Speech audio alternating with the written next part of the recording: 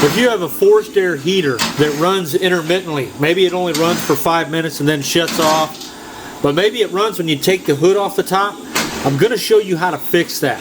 There is a thermocouple inside of this thing. Well, it's not really a thermocouple, it's a thermal resistor, and it turns off the power when it gets too hot. There's actually 2 different bracket locations inside this device, and I'm going to show you guys how to fix this problem. So what we're going to do is we're going to remove the thermal switch, we're going to disconnect it, and we're going to move it back to the next bracket slot. I'll show you what I'm talking about. It's this guy right here. So we're going to take this out. We're going to move the combustion chamber forward, and that's going to let it come out of the way a little bit there. We're going to remove the thermal switch screw. We're then going to lift the thermal screw up 90 degrees. See how I did that? And it pulls right out.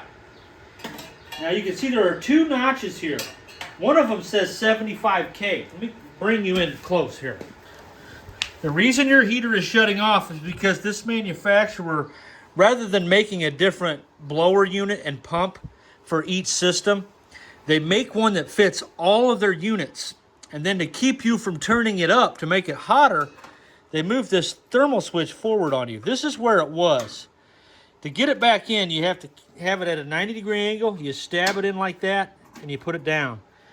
This is where it was. But you notice in here we have an area where it says 75K. So if we take this thermal switch up to a 90-degree angle, it'll come out. We're going to put it back down at the 75K position. I'm going to hook it back up and show you what that looks like. This thermal switch was right up against the back of this combustion can.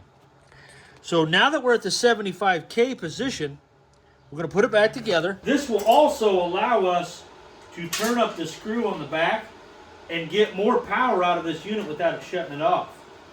The manufacturer wants you to pay more money for the next unit up, but you can turn these up quite a bit in most cases. Okay, that's back on. Now we'll come get a closer look at where this is. You see now how this thermal switch, how the front of it is far away from this combustion can, where before it was all the way up against that little hole you see right there. That is why the unit's turning off. And on the back of these, we have this air switch.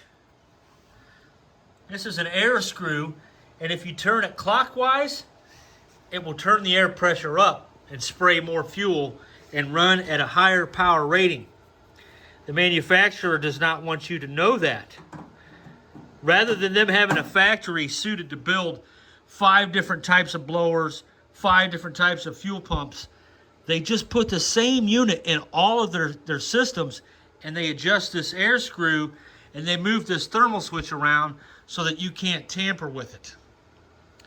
The 80,000 BTU looks exactly like this. Everything about it is the same, except this thermal switch is moved in a different position. It's sitting here instead of all the way up against the back of this.